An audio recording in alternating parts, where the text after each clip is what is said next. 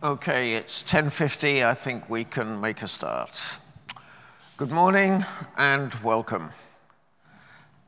How can we cultivate a healthy organization? The terminology here is selected quite deliberately. How can we cultivate a healthy organization? The we refers to the people in the organization. What people do when they get together in any kind of situation whatsoever in any society is they cultivate. They don't build, they certainly don't design. If we think back 70, 80, 90 years in German history, there were certain people who wanted to design a society that I think nobody living in this, or very few people living in this country today want to have anything to do with. We need to be careful how we use language, very careful. I'm Eric Lynn. I'm an organization development consultant. I facilitate culture change initiatives in organizations. I coach. Some people say I cause trouble, which I do quite happily, as long as it's the right kind of trouble, because I've learned many things through my life, and the gray hair you see is quite natural. And one of the things I've learned is that it's always important, indeed it's necessary, to question what we see as, or what we generally recognize as standards and norms in any kind of society. Whether we change them or not is a different question. But we need to question the narratives. It's important, otherwise there could be no progress.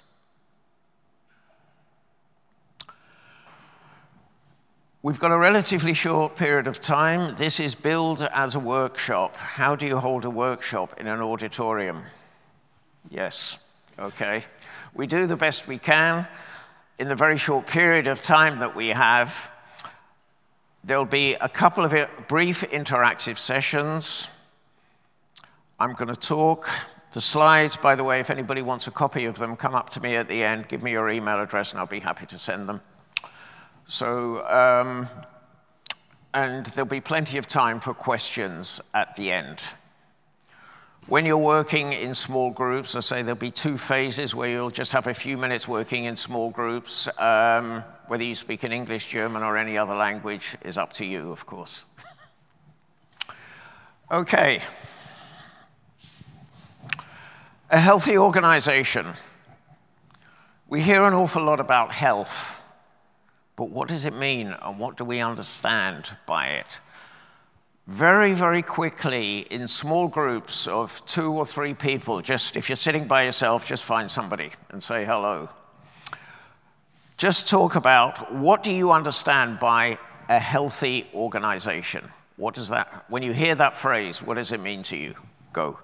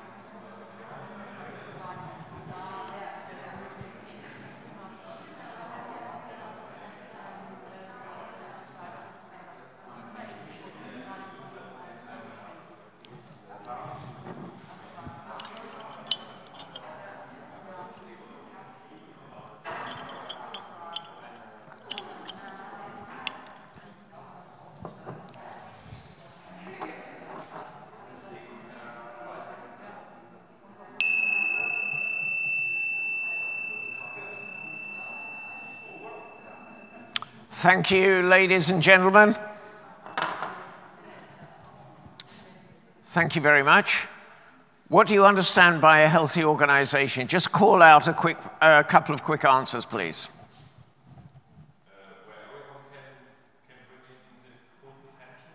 Where everyone can bring in his own potential. Thank you. What else? So no toxic behavior between. I'm sorry? No toxic behavior between.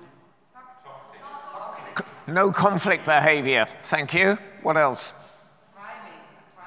Thriving. Thank you. I like that word. We'll come back to that in a moment. To make profit.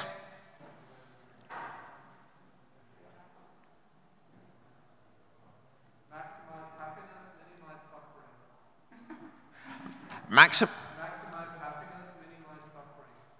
Maximize happiness, minimize suffering. Maximum happiness, minimal suffering. Thank you. Yes? Sense for failure. Place for failure. Yeah, thank you. Okay, different perspectives, which right at this moment, I'm not going to comment on. How many of you here have either founded a company or are in the process of founding your own company? Can we just see a few hands, please? 2, okay. Oh no, a few more. How many have thought about doing it or are still thinking about doing it? Quite a few, most people. Especially when you are responsible for an organization.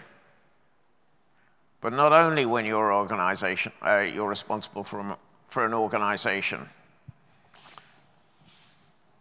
Have you asked yourself these questions or anything similar? The first question, what do I want my organization to be? It's actually the most important question that any nominal leaders of an organization can ask themselves. And in my experience, and this is about 40 years' experience of working in organizations of various kinds, initially as an employee, later with my own company, coming in as an external consultant, very, very few people ask themselves this question or anything similar. How do I want to feel when I wake up in the morning? I mean, you founded a company. This is your life. There used to be a TV program in England when I was very young, quite a couple of years ago, called This Is Your Life. It was stories. How do I want my life and my relationships to be? We'll come back to the importance of relationships and how they relate to health. What do I want other people to say about my company? That's your brand.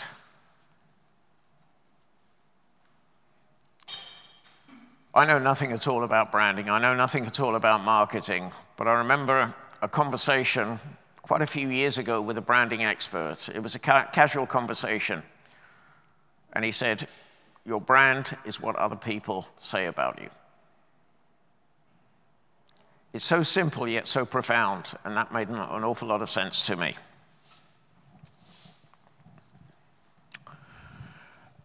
Somebody mentioned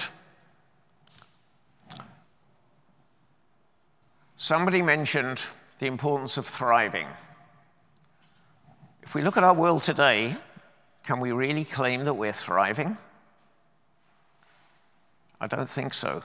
Yet we have all the potential to thrive. And why are we not thriving? Why is our world such a mess? And the answer is very simple. Gregory Bateson, some 50 or 60 years ago, Gregory Bateson was an anthropologist, he was a philosopher, he was a sociologist, he was a psychologist, he was lots of things. He was beyond a label. And he said, the major problems of the world today are caused by the difference between how nature works and how people think. Since the beginning of the Industrial Revolution, if not before, we try to design our societies and our organizations as though they are machines to be tweaked and manipulated according to our wishes.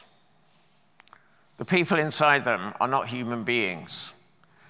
They are at the minimum resources, and even worse, capital. Do you want to be considered a piece of capital? I certainly don't. I've never met a human being who, when they consider this question, actually is happy with that kind of description. Organizations are social systems. People are in them. We are nature, yet we treat them as though they are machines.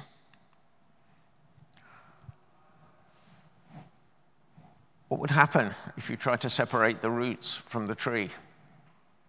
What would happen to the tree? How would that tree grow if you tried to remove all the moss? What about if we think too cleanly and we forget nature's interactions and the relationships and all of the insects that enable this ecosystem that's in the middle of the forest in a region called Franconian Switzerland, Fränkische Schweiz? What would happen to the ecosystem there if we try to separate everything? We think fragmented. That's completely unhealthy. That's not how nature works. That's not how we work. We forget quite naturally that we are nature. How can an organization thrive if we fragment it? If we see ourselves as separate from it? If we don't recognize our own world and our own role in cultivating that organization? And when we come to thriving, I ask this question. If an organization is not trying to thrive, why does it even exist? And if we look at most organizations today, I think we can safely say we've got work to do somewhere.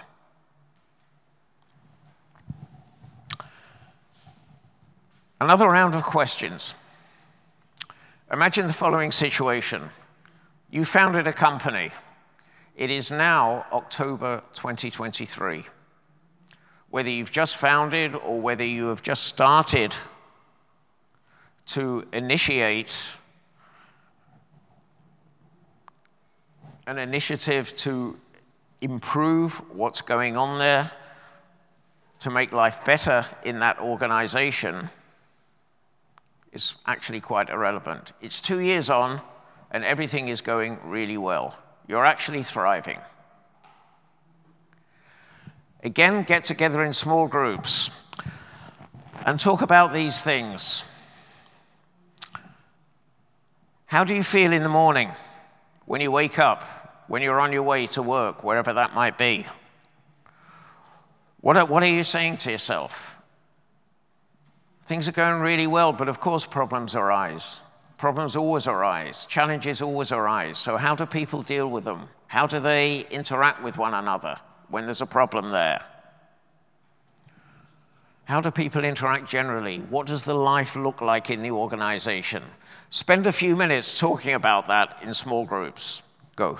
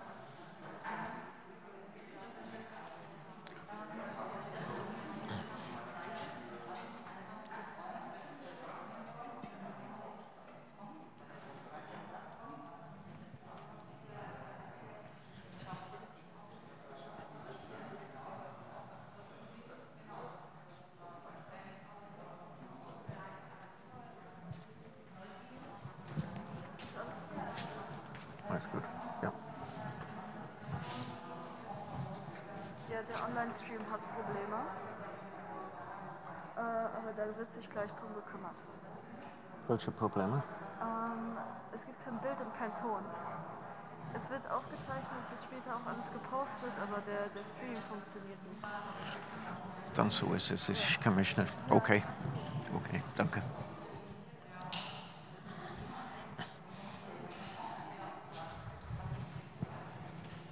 Ich muss nur was checken. Bitte? Ich muss nur was checken.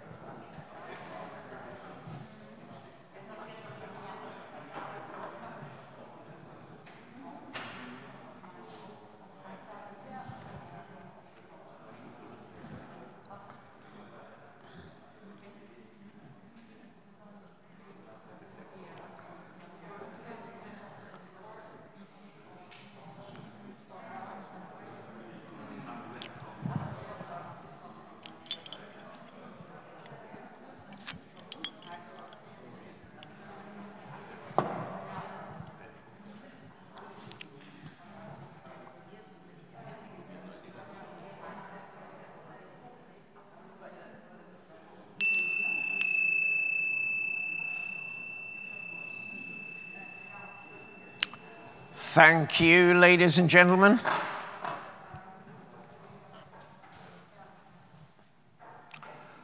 Okay, your organization, your company, whatever it might be, is thriving. What's going on? Let's hear just a couple of call-outs, please.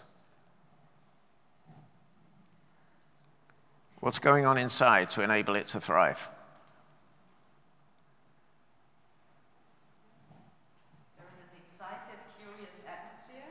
An excited, curious atmosphere. Thank you. Where there's a commitment towards each other. I'm sorry? There's a commitment towards each other. Commitment to work towards each other. Yes. Thank you.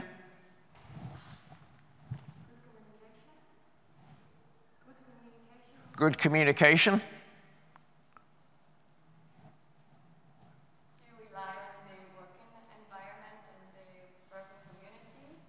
Okay, a good working environment and working community that you can rely on. Yes?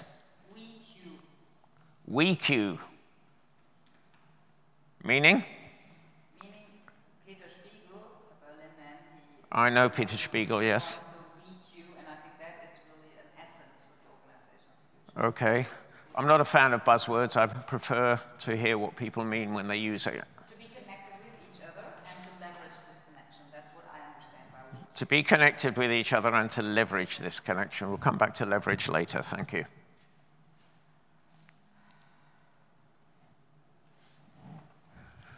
Okay, let's look at what actually goes on inside your organization, whatever kind of organization it may be.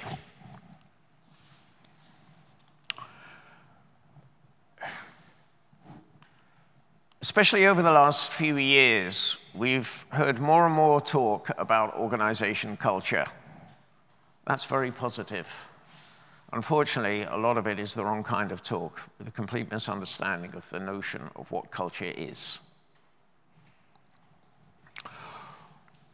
What goes on inside any organization? What is it that makes the culture of an organization positive or not so positive? What is it that enables an organization to thrive or prevents it from thriving? Everyday communication. Who speaks to whom about what? In which kind of language? Which kind of tone? What is understood by leadership? What is understood by management? What needs to be managed and how? What kind of reporting systems do we have? What kind of structures do we have? We need structures. We always need boundaries. The question is, what are they encouraged to develop, and what are the boundaries, what are they encouraged to hinder? We hear an awful lot these days about hierarchies. We hear an awful lot about organizations that say they don't want hierarchies. That's total and utter nonsense. There is always hierarchy.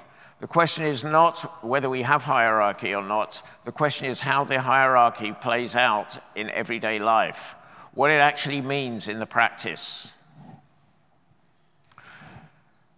A number of you mentioned a few minutes ago, I'm sorry, is this not working any longer?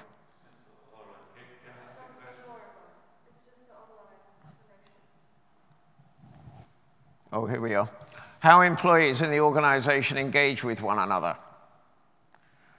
What about how the organization and the customer engage with one another?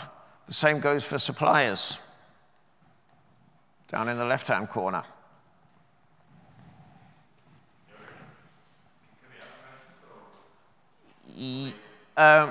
Let's leave them till later, please, okay? There'll be plenty of time. This doesn't include everything, and is a very important question in any living system. An organization is a community in which people work. It's alive. It's changing every moment. Every interaction changes everything else within it. When you're cultivating an organization, each of these elements here are questions. How do we want this to be? They're questions not to be answered once, but to be answered in every single interaction. Because, for example, suppose we are all in whichever roles within one organization. If two of us have a conversation, that conversation will change everything else that happens.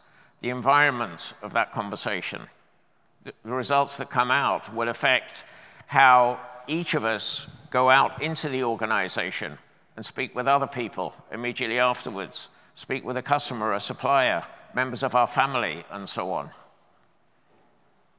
All of this goes way beyond the boundaries of the organization itself. The boundaries of the organization, or let me put it this way, the boundaries of the organization system go well beyond the boundaries of the organization. What about the external community, family? How does the environment in the family, how does the environment in the organization affect the environment in your family? And how does that affect, for example, how the children are in school? And how does that affect the teachers? And any interactions they might have with social workers or in the health system generally, and so on. The list of questions is endless. So when we speak about culture in an organization, what do we mean? Culture, the continuously evolving dynamic interaction of the mindsets and the gut sets. It's a play on words. You won't find that in the dictionary. Of all the actors in the system. Dynamic is an important concept here. It evolves continuously. It's forever changing. That's why this doesn't say culture is, because it is like, well, that's it. It's like a definition. But we can't define culture because it's beyond a definition. It's a dynamic. So again, we're going beyond the Cartesian way of thinking, which fragments everything in life and creates the problems that we have. And what has all this got to do with health? Let's just go back. What if all this is very healthy? Does that mean the organization is healthy? Yes and no. It's not quite enough. Let's go back to nature. We talk about the quality of relationing. I'm sure at one time people thought that tree was dead. If you go down to Starnberger See, you might find that. You might find yourself walking past it. But as we can see, it was autumn. That's why there are brown leaves.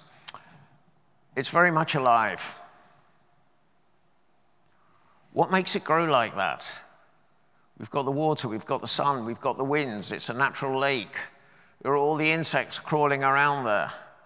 There are the children that always stop to play and poke around in nature is what children do to discover things. That changes everything. But it's pretty healthy. There's relationing going on there amongst all the natural elements. We are natural elements in any kind of living system.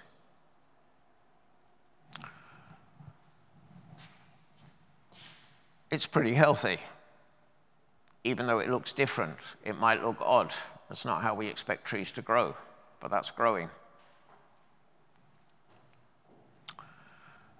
So what do we mean when we talk about organizational health? At the core of organizational health lies ethical health. And when I talk about ethics, I only talk about ethical frameworks that deserve the description of ethics. Words are thrown around an awful lot. Unfortunately, they're often too frequently thrown around without too much meaning. At the core of ethics lies the question of human dignity. And without human dignity, the whole organization cannot be healthy. The majority of not only corporations, but institutions and those organizations that like to think they're doing good work. A lot of government aid organizations, a lot of non-government organizations are actually in their behavior towards employees and towards the people they think they're supporting, they're pretty colonial. And I'm speaking from experience here. It's not ethical. So what does ethical health have to do with psychological health? Absolutely everything. Economic health, at the top left, is actually a no-brainer. If we're economically unhealthy, the company is going to die at some stage. It needs to make a profit, or if it's a not-for-profit organization, it needs to work within a budget.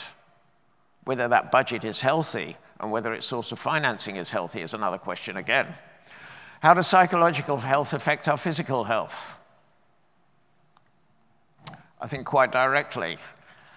How does how we feel about life in the organization, about the culture in the organization, about our interactions with one another, how does that affect the extent to which we decide to engage with the work, the quality of the product or the service that we're producing, and how's that going to affect the end results?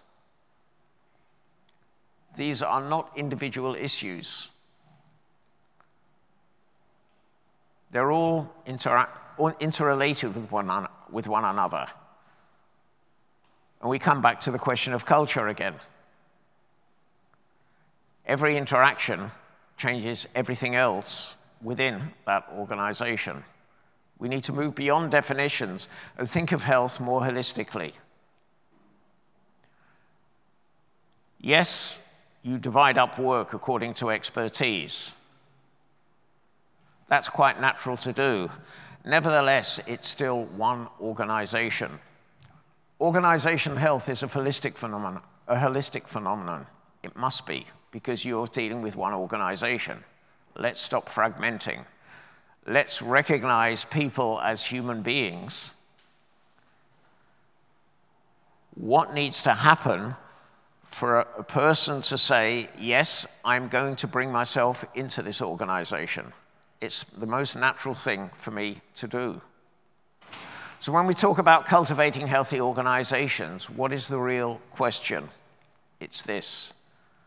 And perhaps one thing that you might have noticed is we're not looking here for direct answers. There's always another question. How can we cultivate an environment that enables us all, individually and collectively, to thrive? That's the question we need to ask ourselves. That's where the work is. It's about cultivating the environment of where that tree grows. It's the environment that enables it to grow like that.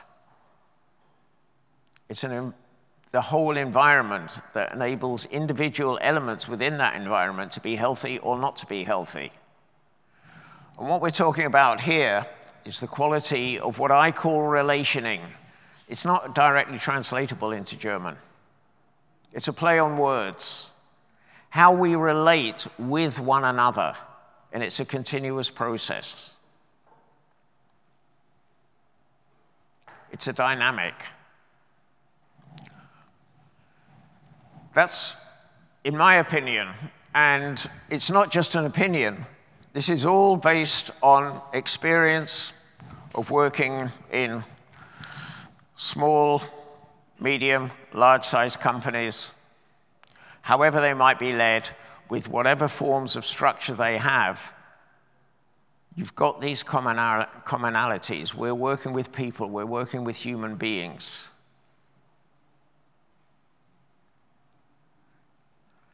How we actually do this work, and I'm going to go through this very quickly and then open it up for questions.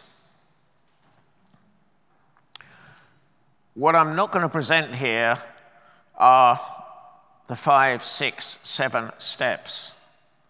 I say if you're interested in the 7 steps to heaven, listen to Miles Davis. You won't find it in any management book, you won't find it in any leadership book, because if you find anything, these are the 8 steps to make you wonderfully successful, the best thing to do with that book is ignore it. Life doesn't work that way. Nature doesn't work in steps. There's quite a well-known designer in England, a man called Alan Moore.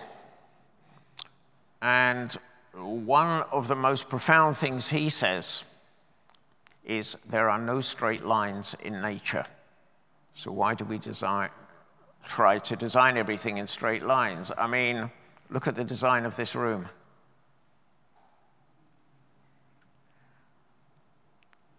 Straight lines. Listening to the teacher, that's not how I see myself. If I teach, I will still have an open forum, if that happens to be my role. Because one of the most important principles in cultivating a healthy organization is, this is all over the place, this one. It's one of my most significant learnings. The group knows what it needs, even if it doesn't know that it knows. One of you earlier talked about actually releasing potential. I can't remember who it was, I'm sorry. There's always potential. In every single organization, there's inherent potential that is not coming to the surface, which, even if you are thinking only in financial terms, means less profits than possible. But if we think in financial terms only and focus on the finances, we'll actually make far lower profits than we would do if we focus on organizational health. That's the business case. If people naturally bring themselves in, we have no idea of what innovations can come out, what kind of creativity can come out.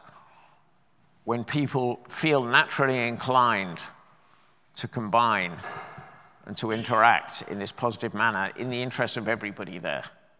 We can't possibly say what that potential is. It's not measurable. It goes way beyond that. In a social system, this is how we work. We need a clear purpose and a clear focus. And when I talk about purpose, all I'm saying here is a reason for being there.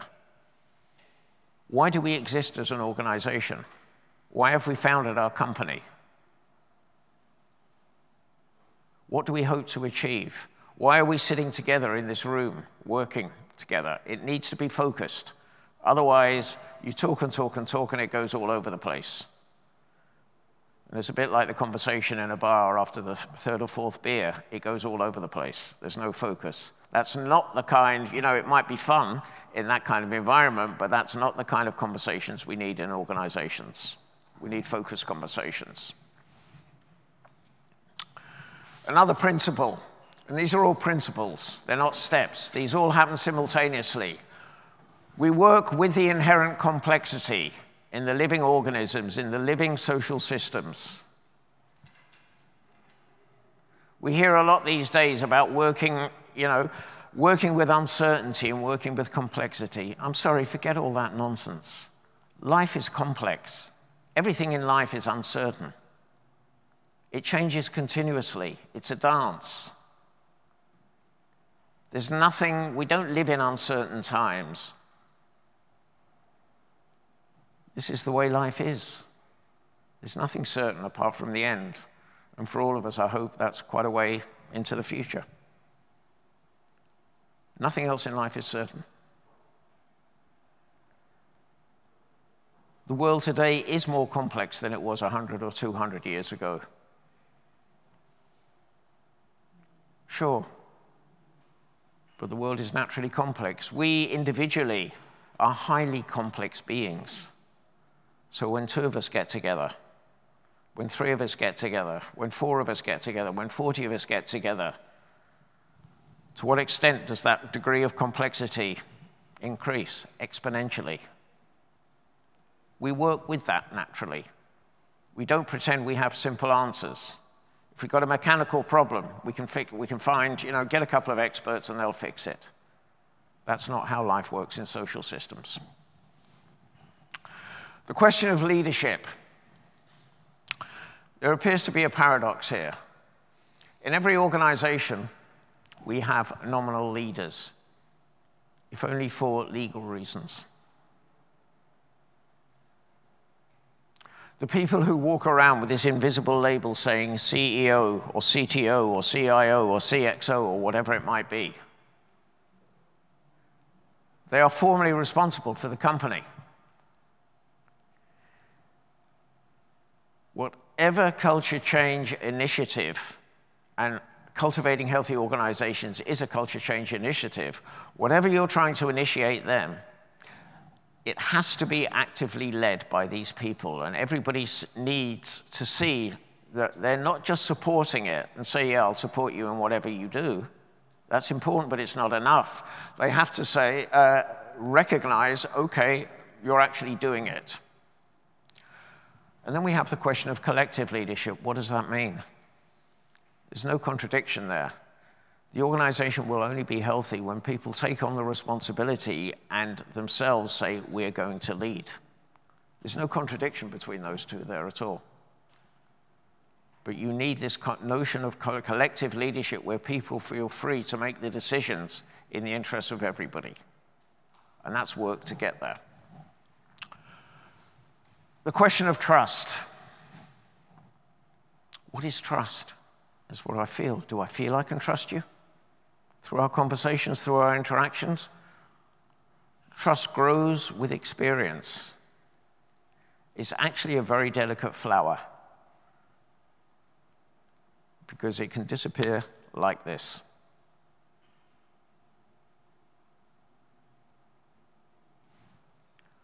You need this space where you feel that you trust and you can trust and that you are trusted. There's enough complexity in there to satisfy, I think, anybody who likes playing in that field. We need conversations. We need conversations. We don't need discussions. Conflicts will arise, but what kind of conflicts and how do we deal with them? We need conversations where people feel they have space to be heard. You hear me using the word space a lot. Space is very important for health. The space to be oneself. And here's the final point. All of this work needs to be done internally. But you absolutely need an external consultant and external facilitators who work with you in an organization, because within the organization, you're ingrained in your own system, and there's an organization blindness that is not any kind of disability whatsoever. It's perfectly natural. You need external support, but the people who do the work, the consultant is not the person who makes the changes, it's the people in the organization who make the changes. Questions?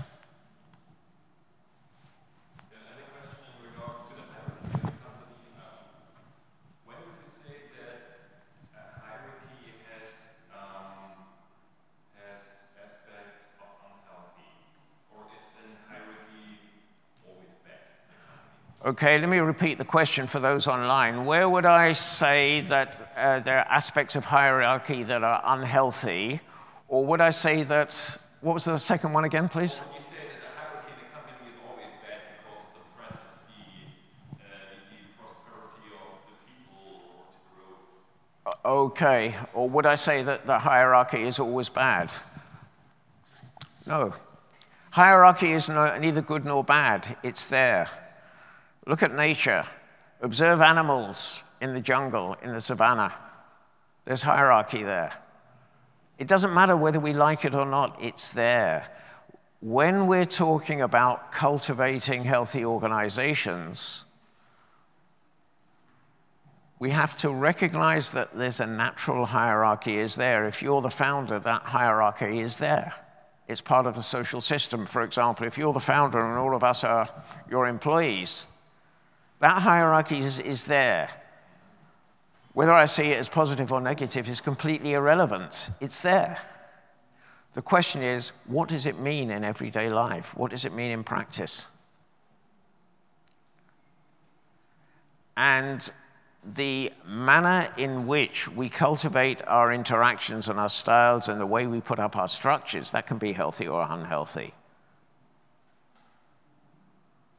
What does the hierarchy mean every day?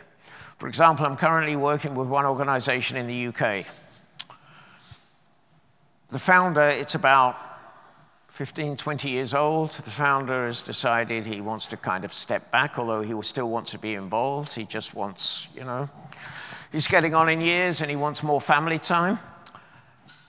And they've set up this system of, like, if you like, pods within the company. There's about 40 people there, and they're a service provider. And they've set up this system of pods where different people, for different periods of time, take up responsibility for different aspects of the work. But the interrelationships are clear, and he's still very much there, but he's let go of a lot of the decision-making. But everybody knows he's the founder, and that's it. It is very healthy because people are they feel engaged because they feel a sense of ownership. When people don't feel that sense of ownership, that is always going to be, to some extent, due to the way that the hierarchy is structured. I'm not sure if that answers your question. Other questions?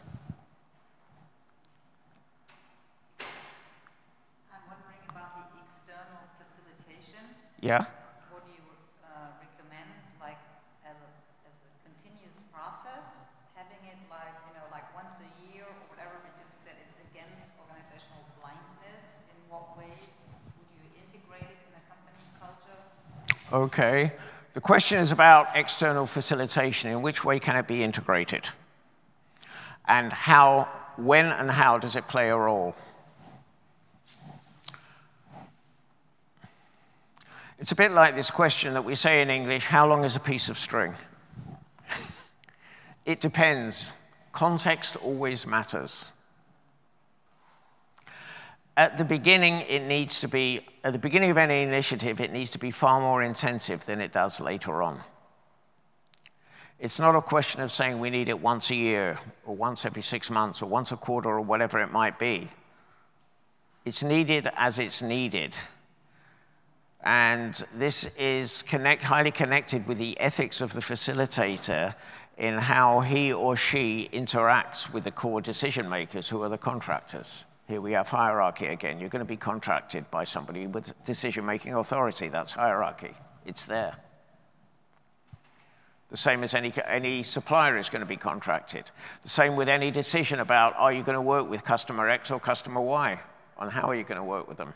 There's hierarchy in that too. And these are all decisions that need to be made every day.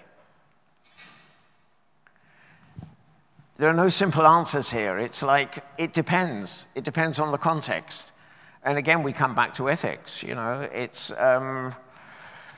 we all know, and we were talking about this yesterday, the ethics of consultants. There are those who are very clear, and there are others who, well, we wouldn't really even use that term to describe how they operate. And the same goes for any profession, actually.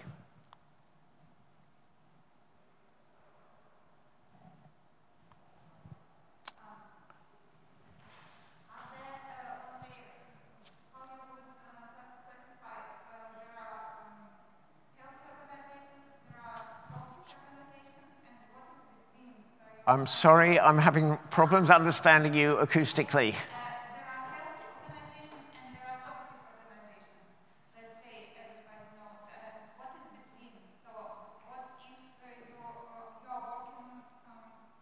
me personally, I had experience to work in one organization where the leaders were committed, they wanted some changes, but still they were not really committed to change things. And somebody, like I was working there in project management, let's say, it was like they say one thing, but they do another thing. And this Right. a big change. So what, is there any chance such? Okay, the question relates to, if I understood you, I say the acoustics in this room are challenging, but if I understood you, leaders who say they want actually to be more healthy, but their actions contradict their words.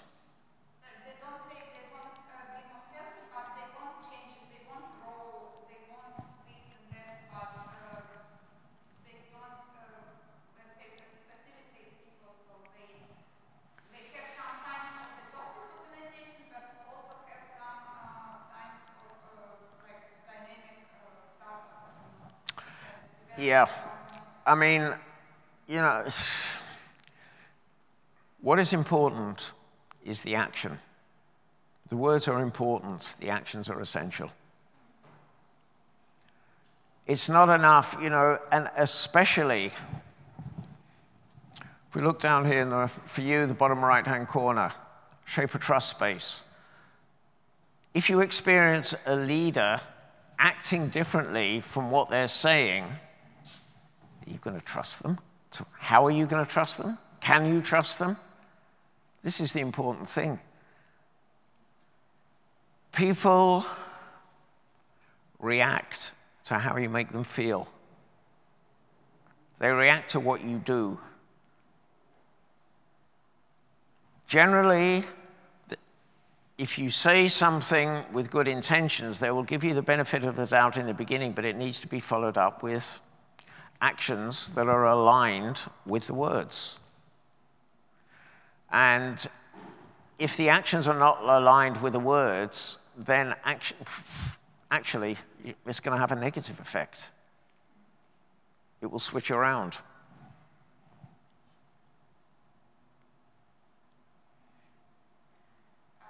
can you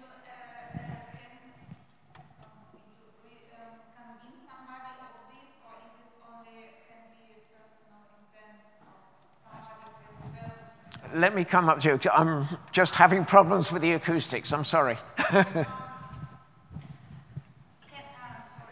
you convince somebody one leader to make these changes? Because I mean, this health organization not obviously is not all aligns with immediate business goals. It's always like a strategy, Two questions there. First of all, can you convince somebody, a leader, to behave differently. And secondly, the statement, and thank you for that, we'll pick that up, because a healthy organization is not necessarily aligned with immediate business goals. You can't convince anybody of anything unless you're using threatening behavior. That's negative motivation. Forget convincing. If I'm coaching a leader and I see those problems, I will ask questions, but they have to come to the conclusion themselves to say, yes, it's inner work that we have to do. Convincing is like outside, so you're trying to push something in. It's not the way life works. All this is inside-out work. It depends on how I feel, and I bring that out. When you say, let's just go back. Cultivating a healthy organization is not necessarily aligned with actually immediately making a profit. Yeah? It actually is. It's about the quality, is how I feel about working there. To what extent am I going to bring myself in? Or I'm going to say, in 15 minutes, it'll be time to go home. Let me just have another cup of tea before the end of the day. It's very much aligned with that. It's the way of thinking that we need to change. But not only the way of thinking here, the way of thinking here. It's inside-out work. One more question, and then I'll round up for 2 minutes, if there is one more question. Yeah, go ahead. For me personally, the healthy organization is also related how many, I would say, shadows are in the company. Things are suppressed. No one wants to talk about. Or things are dissociated. What do you say about that from your experience? Let me just go back. Hello? Doesn't want to. Here we are. Let's look in the middle. Who speaks with who about what, when, how? If the organization is going to, any organization can become healthy. With some, it requires more work, more extensive work than others. You will never hear from me to say this is going to take 2 years or this is going to take 6 months. You don't know. You know? It's, if the organization recognizes that these kind of problems exist, that's a very, very good start. If they then say, we need to do something about this because this is no good, you're already on the path. You're stepping out of the swampy country and you're already on some sort of flat land. And then the question becomes how. And then you see about what is the genuine commitment of the leadership in this. It's always possible. But they have to really want to, and they have to say from the inside, yes, we want to do this.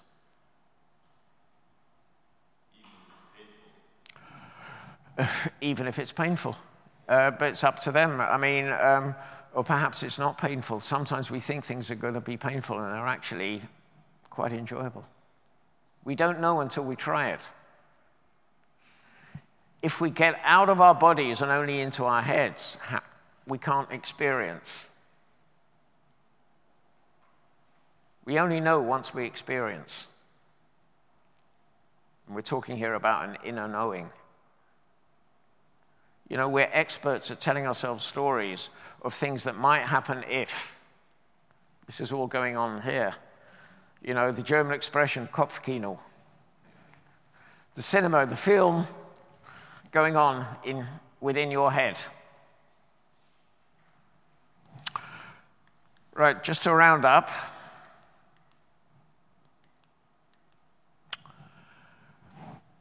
What I understand by organization development is to cultivate a healthy organization. Otherwise, you're not developing the organization.